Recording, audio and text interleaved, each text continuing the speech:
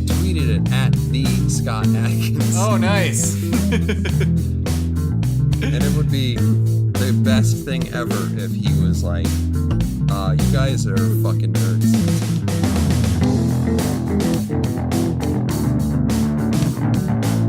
Hello everyone, and welcome back to the Wednesday Night Gentlemen Multimedia Empire official podcast. You're listening to episode number 79. This is a show where we like to talk about things like comic books, movies, TV shows, video games, political discourse, sometimes, but always Star Trek.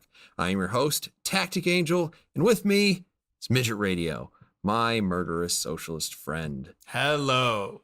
Hello, Midget Radio. How are you today? I'm all right, Tactic Angel. How are you? I'm okay. I'm pretty okay. I'm sitting here getting ready to talk about a movie with my buddy. I've got a can of beer, a full pint of the Surly Brewing Company's First Avenue +1 beer. Ooh. I think it's magical because it says it's +1. Yeah, I like that. That's pretty sweet. Is it good? It's pretty good. Yeah? Pretty good. Never heard of it. I haven't heard of it either. Just the +1, that was enough.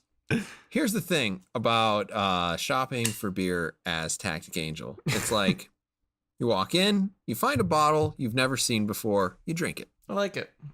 Yeah, that's how it works. I like it. Try new things. Open your mind. You have to have a liberal YOLO attitude towards the beer. Yeah. Nah. Fuck that. I'm straight Republican all the way. I'm drinking. Okay. I'm drinking the fucking. I'm drinking the Bullet Rye. Bullet Rye. Yeah. Bullet and Rye. Yeah. That is the straight Republican drink. Unwavering, harsh. I know what I like. Second Amendment. Fuck yeah. Also pretty good. Hell yeah, it is. Fuck yeah, it is.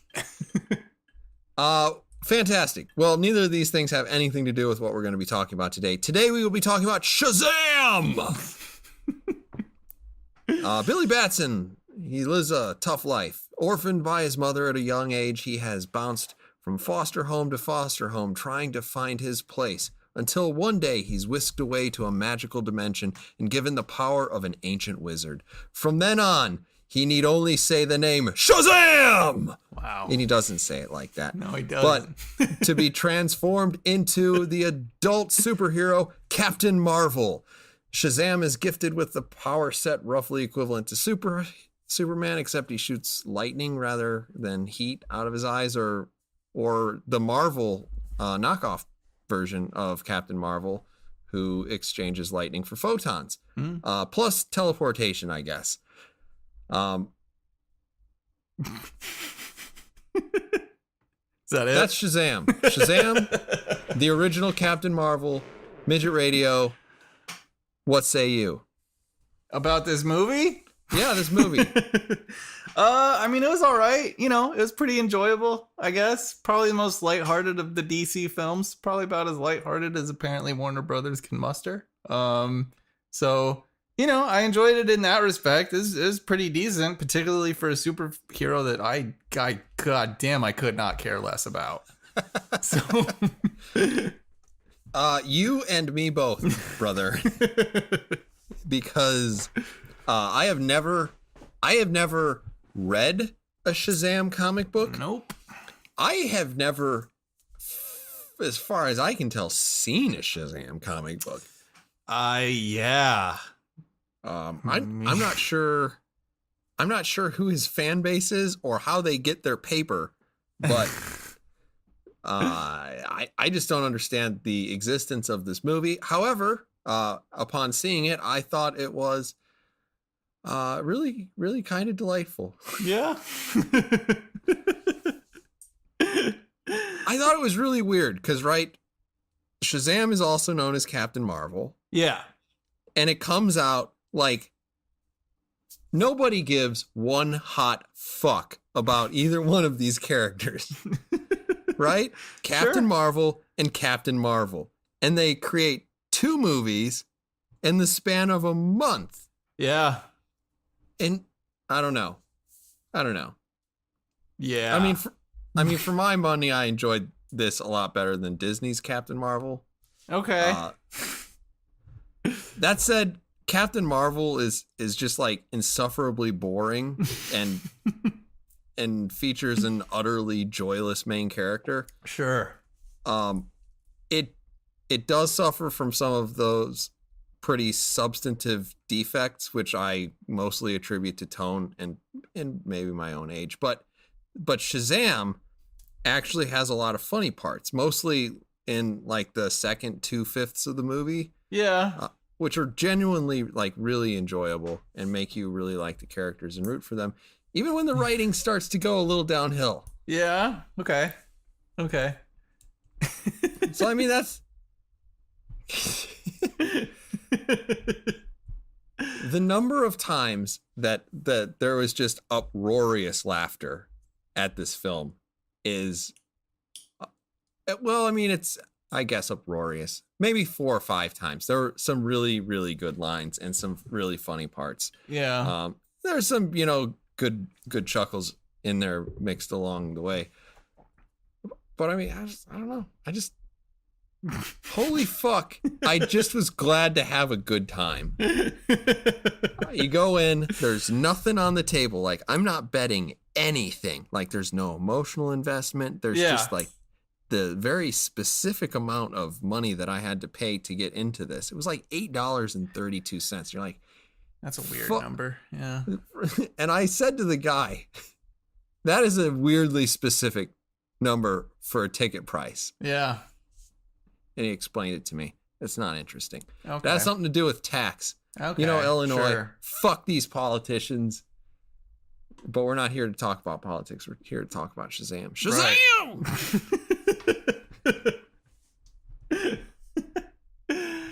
Right. Yeah, sure. I mean, this movie was fine. So, like, it was adorable enough. I don't know. I mean, it's cutesy. I think I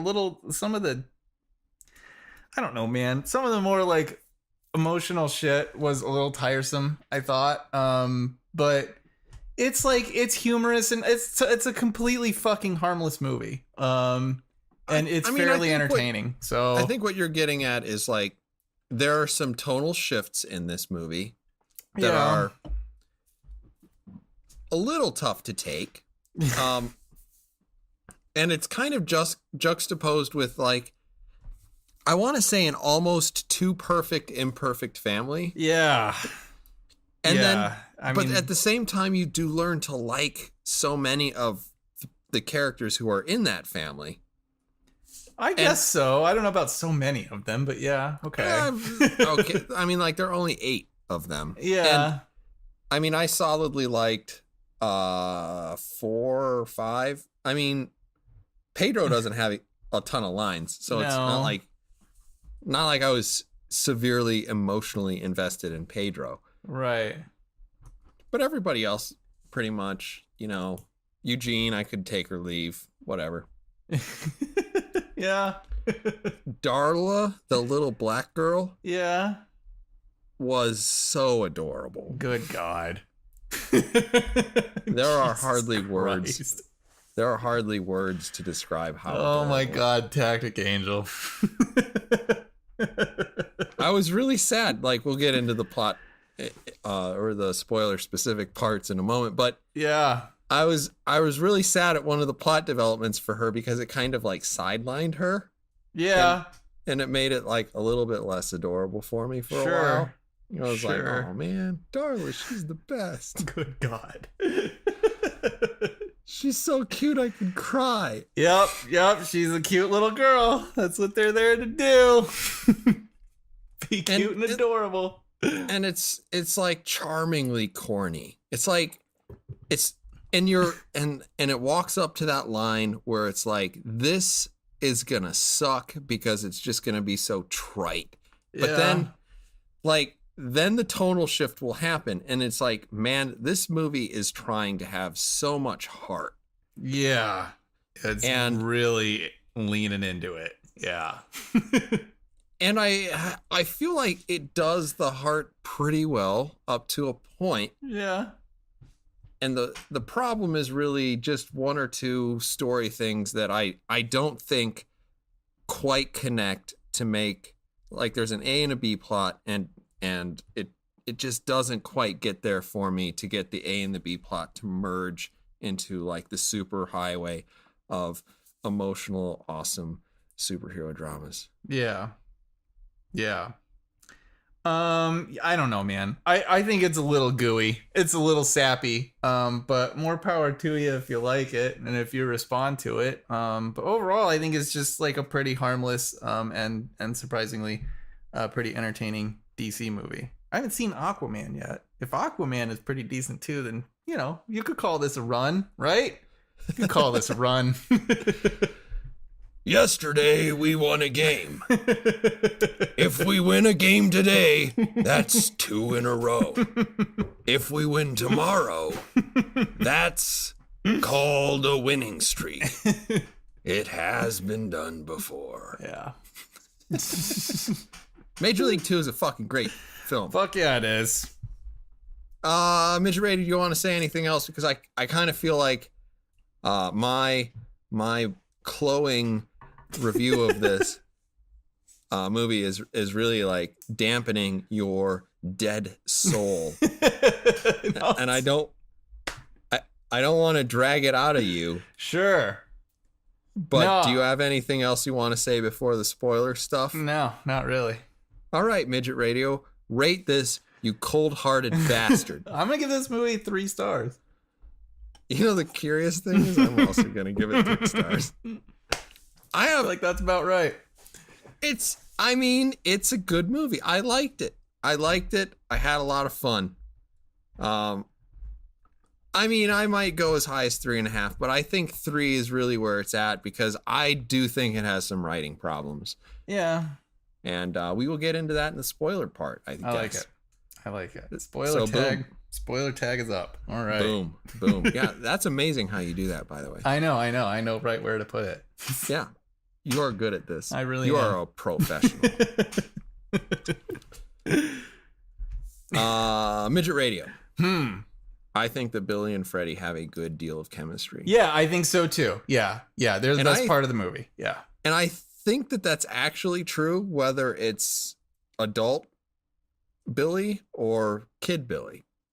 Though I do think that adult Billy has a little bit more. Yes. Yeah, I'd say so too. He's a little bit more fun anyway. But yeah, no, I'd say definitely the two of them together, that's the strongest part of this film. That's why it works overall, I think.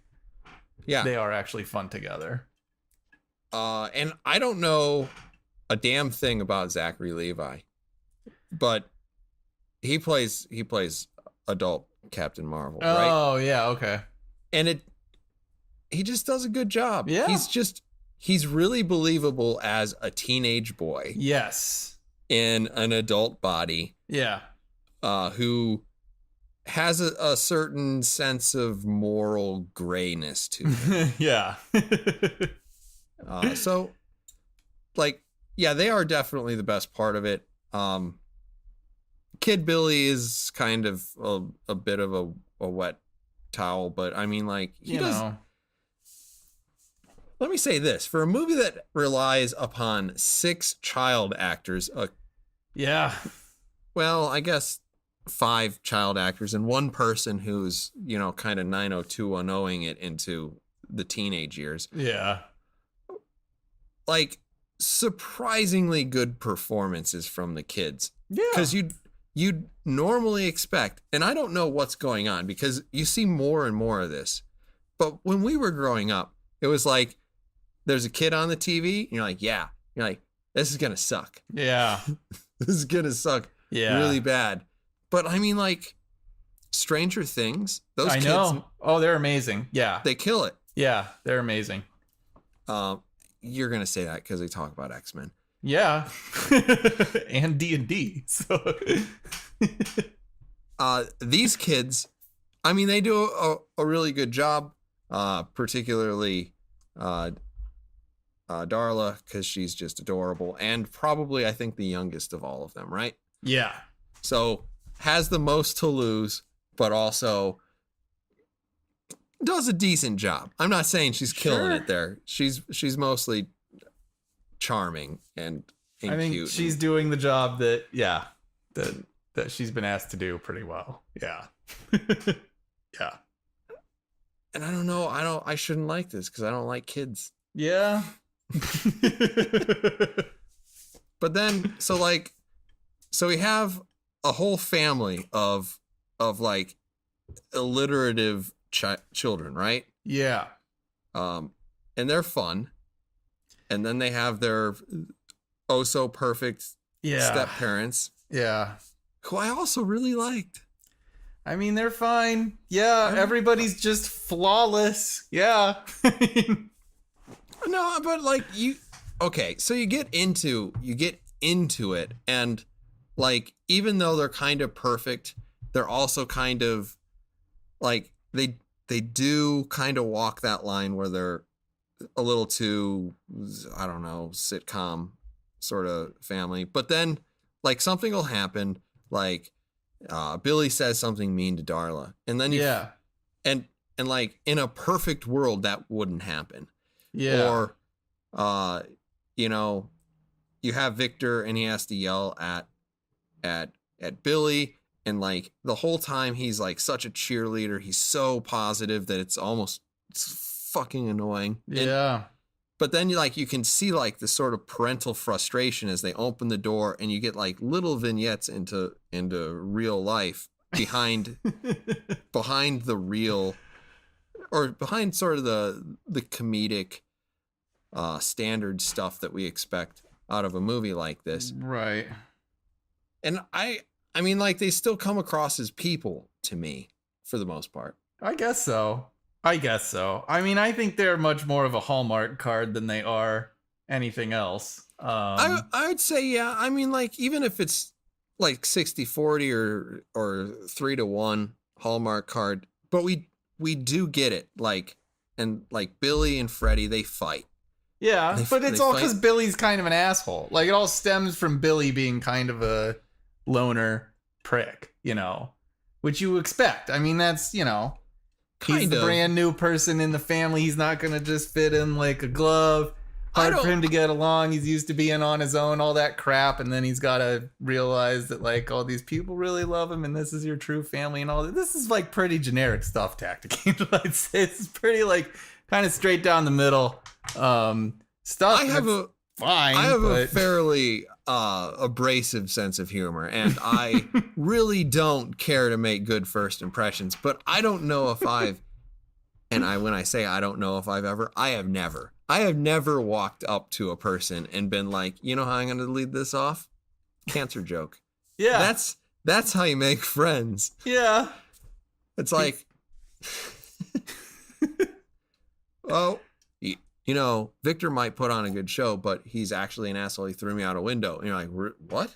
It's like, no, just kidding. I went like this because I'm dying of cancer. And you're just like, and that character is patently annoying. Like, Freddy's character is annoying. Yeah. He's kind of amusingly annoying. Yeah. And then when Billy starts to be a dick because he's been granted all of this power that he really hasn't earned, and if he had the opportunity to take the test, he wouldn't have passed it. Right. But I get the sense that the wizard didn't have a lot of choices at that point, right? No, he seemed pretty desperate, yeah. So, like, Freddy starts to become like a bitch because basically Billy's being an ass, and that works. Yeah. And it works all the way up to the point where like Dr. Savannah actually captures him for me. Oh, that's the part where I started to feel like, you know, it doesn't work because Billy goes out and he's still trying to look for his mom, and like a couple of things should have happened here because it didn't quite come together for me, because Billy goes to see where his mom is and reunite and get everything that he ever wanted in life. Yeah. And the people who gave him this opportunity to go do that are the same people who would ostensibly be part of his new family. Right. And yes, I get it as I describe it like that. But the emotional resonance of that scene didn't hit me quite right for me to care all that much about, that connection, right? Yeah. So then Billy goes to the project and goes to see his mom, and he finds out, well, shit, my mom is just some other woman who makes horrible choices with men. Yeah. Sure. So it's like quite a few of them. Anyway, so like when he says, I have to go back to my own family, and then the family theme starts to become sort of like annoyingly fast and furious. Yeah. It kind of feels like his family becomes the consolation prize. And that's probably why I give this 3 stars instead of like 4 or more stars, because like if you had made some amendments to how this story was actually told. So maybe Dr. Savannah doesn't immediately capture Freddy. Yeah. And instead, we move that scene forward. And what happens is that Billy goes and meets his mom. And then when he comes home, he sees Freddy. And Freddy's all like beat up, right? Because he was supposed to have lunch with Captain Marvel. Yeah, I was kind of expecting that to happen, but... And so, like, that would have been cool, because he would have to look Freddy in the eye, and he would have to realize, I actually do care that I let Freddy down. Yeah. And I'm responsible, really. It was my lack of interest, my carelessness with my power, my hubris, really, that I let somebody else down, and now I can see the suffering that I've put them through. And like, that would have worked a lot better for me than just like he goes and then, oh, you know who's back at the house? Dr. Savannah. It's time for a 40-minute fight scene. Yeah. That fight scene was too long too. It was too long. Yeah. Part of the reason why it was taking me out of the emotional. Well, yeah, the end of this movie took a little while. But yeah, I don't know, man. I feel like, I mean, it was just really pretty predictable from the beginning. Cause it's like, there's no real, right. His mom basically abandons him at a carnival. There's really no mystery there. Cause you just see that, like, right. He leaves her to go find his fucking compass or whatever. And then he doesn't find her. The police pick him up. And it's like she never shows up again. And you're like, oh, okay, this bitch basically abandoned him. I mean, that's what happened. So you know that, like, this weird quest to find her again, it almost seems kind of ridiculous in a way. So you're like, come on, dude. I mean, I understand you're 14, but come on, man. Like, your mom never, ever tried to find you again. And you really think you're going to, like, walk right back into her arms? Fine. If that's the case, fine. But, like, if that's how you feel, fine. Or, I feel bad for you. But it's like, that's not going to be the way this story goes. And then he's plopped into the most perfect fucking foster family that I guess you could ask for. Oh, an entire family that is almost immediately, like, open-hearted and open-armed toward this kid. And it's like, okay, so he's gonna have to realize, like, his mom sucks and this is his real family and all this crap. Like, you just kind of got to go through those motions a little bit. And it's fine. Like, there's nothing wrong with it. But I feel like that's part of why some of these scenes just didn't, like, they just didn't have all that much emotional resonance for me, because it was pretty clearly set up, like, for a long time. That's the job that little girl is serving. She's immediately like, I want to be a sister, and I'm the nicest fucking person who's ever existed. And you don't appreciate that, and all that stuff. It's just a little obvious, It's fine. There's nothing wrong with it. But yeah, Well, I'm not gonna applaud it for. Well, I can see what you're saying. I think, you know how, like, if you really want to believe in something, you can almost convince yourself of anything. Yeah. And the idea that your mother abandoned you is a much harder pill to swallow, Sure. particularly if you're like a really young kid, I imagine. Sure. And so that he would have some sort of childish urge to go back and try to find his mother, because clearly it was all just a misunderstanding. He remembered the things that were happening as a child. Yeah. And to quote hackers, when I was a child, I understood as a child. Sure. But when I became a man, I put away childish things. Right. Quoting the Bible. Anyway.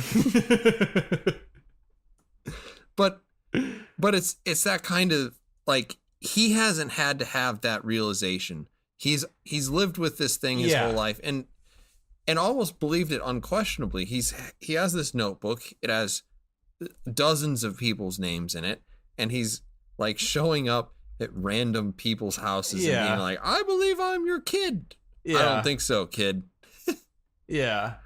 So, like, I mean, I see what you're saying, but at the same time, it didn't strike me so as is, like, people are telling him straight up, Billy, if your mother wanted to find you, she would have. It wouldn't have been this hard, but so, and that's like, it's fine. If that's truly like what he believes, then that's fine. But then I think probably part of the reason some of the emotional resonance fails is it's like, I mean, he realizes that in the hallway, outside of her apartment when he finally confronts her. And that takes about, I don't know, 5-10 seconds for him to deal with. And then he's like, yeah, I mean, like, fuck it. My real family is over here. And it's like, if you've been carrying around this belief for the past like fucking 10 years or whatever, I mean, then you would expect it to, you would expect the realization to hit a little bit harder than it does. But the movie's so like lighthearted that I feel like it can't invest in this all that much without seriously sacrificing. Well, that's the curious thing, and that's the reason why I wanted the plot to be structured just a little bit differently, so that his true family, quote unquote, wasn't like a consolation prize, wasn't the compass that he won. And actually, honestly, to make that metaphor makes it actually a better analogy. Unfortunately, I mean, it makes it better, right? Yeah. Because the compass was the second prize to the tiger. Yeah. And I mean, it seems like such a nominal little thing. And then like to have the thing of his, you know what? Fuck you, Midget Radio. I've managed to convince myself that that's even better than I thought it was. Really? Yeah. You're just a cold, jaded asshole. That might be, but but I mean, I still wanted more there. Like, it would have been better for him to come home and like, yeah, maybe he runs out of there and like he manages to keep up that strong face while he's in the projects. But by the time he's at home, like he is crying or like having some clear emotional problems. And I don't think that would really have broken the tone any more than the I'm gonna have demons rip apart my dad scenes. Yeah. I mean, I don't think so either. But yeah. So it just, I don't know. It just it like it's predictable from the get go, and the resolution of that is as mechanical. I feel like it's just all right. So he figured out who his real family was. That's great. Good. Fantastic. Yeah, see, the thing is, the way you say that, you just don't care about people. I can hear it. You're like, fuck these people. They wouldn't make it in the murderocracy. No, they probably wouldn't. Keep hugging each other all the time. Hugging is a sign of weakness. So, I mean, And that's the other thing. Like, this movie starts a lot darker than I expected it to. Yeah. And you knew, like, that part was telegraphed. And it actually does make the rest of it fairly well telegraphed, too. Yeah. But honestly, like, among comic book villains, this was one of the more developed ones. Oh, yeah, definitely. Yeah. He was a little more fun. I actually kind of liked that route a little bit. So I was like, okay, cool. This is the villain origin story, kind of. I did kind of enjoy that. And it was the first car crash and not the like 17th car crash, which, hell, I don't know what people are doing in Philadelphia, but no one can drive. It's ridiculous. It is ridiculous. If you are a pedestrian in Philadelphia, you are fucked. Jesus Christ. I do want to take a moment to say I did think that the bus scene was kind of hilarious.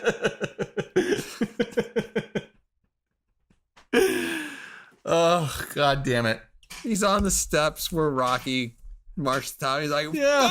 boom, boom, boom. He's having such a good time. He accidentally causes a major disaster, saves a whole bunch of people's lives, and then he gets berated by a child. Mm-hmm. It's like, you didn't save these people. You imperiled them in the first place. Yeah, that part was pretty decent. I just kind of felt like it got going too quickly from there. I understand that like this movie is paying homage to the new 52 version of Shazam. Right on down to the Santa Claus who just cannot seem to find his way out of the chaos. I kind of like that. I thought he kind of lost his shit a little bit too quickly. Yeah. But after that, whatever. Yeah. I know. It's great. It's fine. I do have to say, I thought that the CG demons were actually sort of interesting. Yeah. Okay. Like to pick apart what they were trying to do with each of them. Like Greed had 4 arms. Yeah, right? I like that. Yeah. And to kind of try to like get the visual reference. Now, I would personally think that Envy would have giant eyes, right? Yeah. And that wasn't really the case. I do like that he's a littler. Demon, I do that like. Works. Yeah. I mean, it kind of jumps us towards the end of the plot, right? Yeah. So they get into a giant fight. And the entire time, Dr. Sivana is trying to get Captain Marvel to say Shazam while holding the staff. Yeah. So that he can inherit the powers. And instead he realizes he can do this with all of his family, so to speak, and create a whole team of superheroes. Yeah. Which I was really, really, really surprised happened. I did not like that development at all. Go into that a little bit more then. Well, this is more like a personal bias than anything else, but it just like it cheapens the fact that he's Shazam, right? Fucking anybody can do it. I mean, it's the same issue that I have with like Green Lantern and stuff. Everybody picks up this fucking ring, now you can do whatever you want. Like, it's just if you can just make anybody fucking Shazam, make as many people as you want. Like, I thought, okay, well, maybe it like splits up his powers or something like that, because it's like each one of them kind of had their own special ability. I think each one of them had one of the parts. Yeah, of Shazam. yeah. But then he retained all of them, and it's like, well, then there's no reason not to do this. It's just, I figured that like maybe this is where he realizes, right, that he splits he makes himself weaker by spreading his powers out among his family, but that in turn actually makes them stronger as a whole and able to like, that would have been cool, but that's not what happened. So, whatever, like, they just make more superheroes. Maybe they don't have as many powers, and it's like, are they still, do they say Shazam now? Like, can they still do? Can they just turn back and forth? Because that kind of confused me as well. It's like, now are they all superheroes? I think so. Yeah. Because that's stupid. That's just stupid. And Mary did get less hot. Yeah. Still pretty good though. I mean, she got the skirt. I like the skirt, the sort of Supergirl skirt type thing. That works for me. I don't know, but Mary was kind of, I don't know. She was doing things for me because she was running around brunette with, big smile, and like she dressed like she was in a Joss Whedon TV show. Yeah, true. True. Just trying to get into college. Oh yeah, totally. Yeah, but I keep having to slay these vampires. Yeah. It's hard out there for a slayer, man. But yeah. But ridiculous. Yeah. I was surprised that they did it because I would have bet that was like sequel bait. Yeah. Right? And yeah. And like you're just blowing your load right up front. Yeah. In terms of this whole, now we have 6 superheroes. Yeah. And they all look the same. Like, I don't like it. I kind of like that their costumes are shitty. I mean, that is kind of great, but it's like, still, they're all the same looking fucking, I don't want 6 Superman or 8 Batman. I mean, it's like the Power Rangers. Yeah, right? I literally thought about the Power Rangers. Yeah, when they pretty showed much. Up. They joined together. Yeah. Other than I can see Mary's thighs, like. Yeah. Pretty much Power Rangers. Yeah. None of the Power Rangers had skirts. I don't really remember. We were a couple years beyond. That's true. But the Pink Ranger was hot. Kimberly. Yeah, I think she was hot. She's going to be at the Phoenix Fan Con this year, Comic-Con this year. Pretty excited. I'm not going to pretend like I didn't ever see an episode of that TV show. I just watched it in quiet shame. Yeah. And only now am I really. We'll keep it just between you and me, right? It was a bad show, but I watched it too. Here's the problem, though. It was on exactly when you got home. Yeah. And you're like, I'm too old for this, but what the fuck else am I doing? And it had martial arts in it, so there was no way that I was going to be like, oh, well, I don't care. Oh, God damn it. They're kicking. No, they're punching each other. That guy throws a butterfly kick in the theme song. Jason David Frank does a butterfly kick in the theme song to that show. So I was like, well, I'm in. Isn't it fucking weird looking back at that show and you're like, okay, the Pink Ranger is a girl. Yeah. The Black Ranger is a black man. And you're like, okay, whatever. That's just coincidence. Like, sure, the Yellow Ranger is an Asian lady. And you're like, you know what? You're right. This is racist. All the colors of the rainbow, Tactic Angel. That's all it is. All the colors of the rainbow. And honestly, the diversity core in this was pretty high, and it didn't bother me at all. Really good. I'm glad. I mean, here's the thing, and this is the thing that Star Trek Discovery doesn't fucking understand. Yeah. Billy shows up at this, heavenly halfway house, essentially. Yeah. And he's surrounded by, Billy Batson and Freddie Freeman and Darla Dudley and Pedro Pena. Yeah. And then Eugene Choi and Mary, what's her face? I don't know. I don't think she's an alliteration, but like most of them are, which is kind of fun because it's comic books and comic books are dumb. And that's what makes them great. But like they show up and it's not like, oh, God damn it, do we need to hang a lantern on the fact that like, Victor's this weird guy. I guess he's supposed to be Spanish, but he's clearly Pacific Islander. But sure, like at no point is this important to it, right? They're just a family, and Star Trek Discovery hangs so much of its stupid fucking plot and like you should like this character because they're super gay or it's an empowered black lady, and it's like, Why don't you just write a good character? Yeah, Goddamn. I mean, I don't know if that's Discovery so much as it's fucking fan base, but Well, I mean, I mean, a lot of it's meta, so fine. Yeah. You know, maybe it's not specifically, but we'll get into that when we talk about Star Trek. Yeah. For real. But I mean, it's the same thing. Like you and I, we watched DS9 I mean, until Discovery came out, I never had to even stop to be like, well, yeah, Alexander Siddig is an Arab guy, right? Yeah. It was just Bashir. I didn't give a flying fuck. And yeah. it's just like the whole point is you watch it, you're like, these are just people. They're just people. Just fucking treat them like people. Damn it. Good Lord, Dad. People should be people. Okay.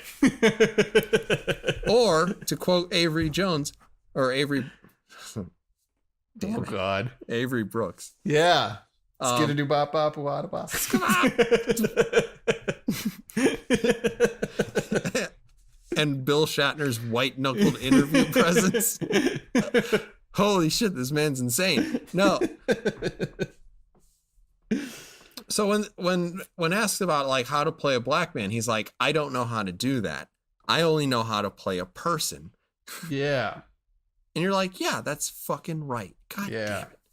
damn it. And I like this because it's like you have a whole bunch of people, they treat each other as equals. It's nobody has to hang a fucking lantern on it. It's just we all watched Shazam. We all had a good time, and boom, it's over. Yeah. Who cares? Sure. Midget Rated, can you wait for the sequel to this? I don't give a shit. I actually don't care that much either. But it has a lot to do with them just blowing their load on the Go Power Rangers. I wouldn't even know what to expect, and I don't really care. There are really a surprising number of setups and payoffs in this, right? Yeah. Right? Sure. Even to go to the end of the movie where it's like, you know what this is? It's a lair. Oh, yeah. Yeah. That was cute. And everybody's like, yeah. Yeah. And then it's like, the 6-year-old doesn't know what a lair is. And you're like, that's also cute. Yeah. So, like, all of that stuff, great. Just great. I mean, even little setups and payoffs throughout the thing. Like, the fact that you know, when Freddy has to save his bullies, he saves them with, you know, suitcase wedgies. Yeah. Yeah. Now, I personally don't think the suitcase wedgies should have been in there because I think Billy should have gotten his ass beat so that Freddy should have gotten his ass beat so Billy would feel bad about it. Yeah. But I mean, it's a setup. Yeah. And it's a payoff. Yeah. I mean, hell, Dr. Savannah's whole fucking story is a setup and a payoff. Yeah. I mean, it's a bad payoff, and even little visual things. Yeah. Like the talking caterpillar, I don't give a fuck about.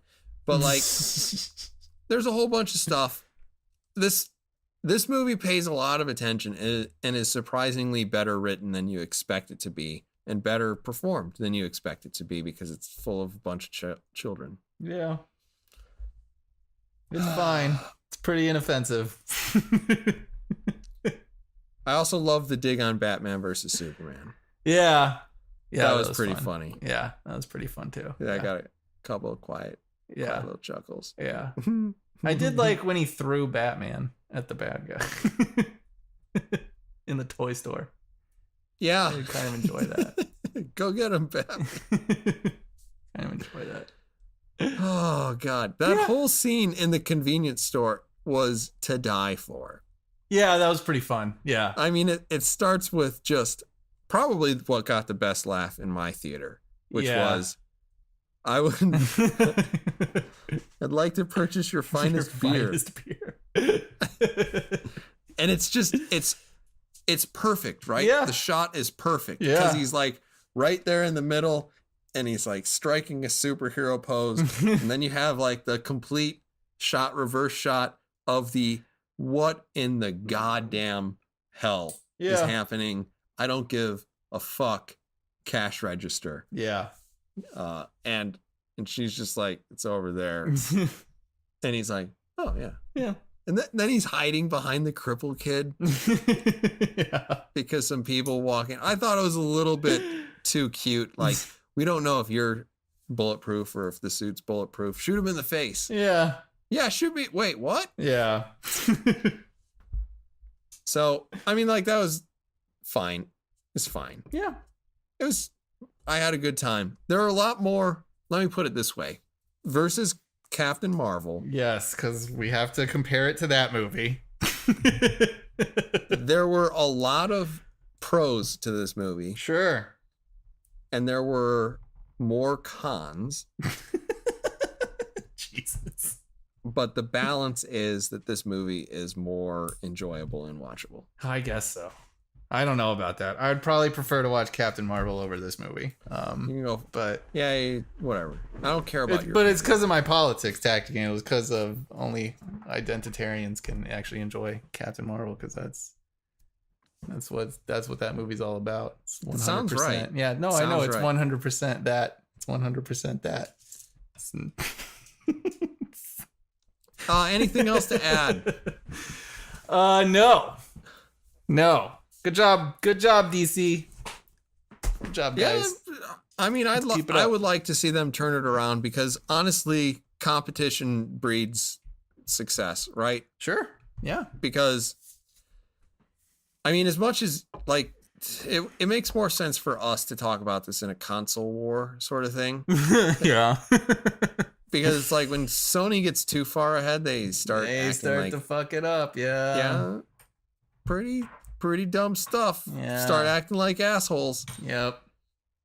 When Microsoft or Nintendo are, holding their feet to the fire, they're good competitors. Yeah. They're really good at what they do. And we get the most as consumers out of them when they are trying to be competitive. Yeah.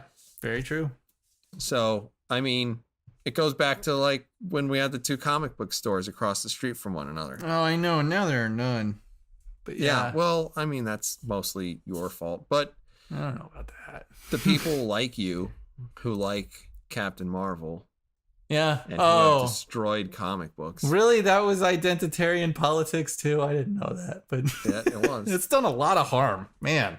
It's the worst. A lot of bad things. I can understand why some people get so fucking ridiculously triggered by it, but I'm glad that you can. Anyway. But like the two of them across the street from one another, like the comic book shop that we went to, the owner was definitely an asshole, right? Sure. Yeah. But once the other comic book company went out of business, he could be more of an asshole because there was no asshole holding him in check. Yeah. Yeah. That's how it works. Yep. Well, I hope everybody learned something today. Me too. Because that has been episode number 79 of the Wednesday Night Gentlemen Multimedia Empire official podcast. Please give us a like if you've enjoyed this video, or subscribe to our channel. You can also find us on Twitter, where we are at WNG_MME_OPC, or head on over to Facebook, where we are simply the Wednesday Night Gentlemen. It's amazing that I can say this as quickly as I can after drinking, but it's the practice, it's the professionalism. Thank you everyone for listening. We'll see you again on episode number 80 of this podcast. Bye-bye.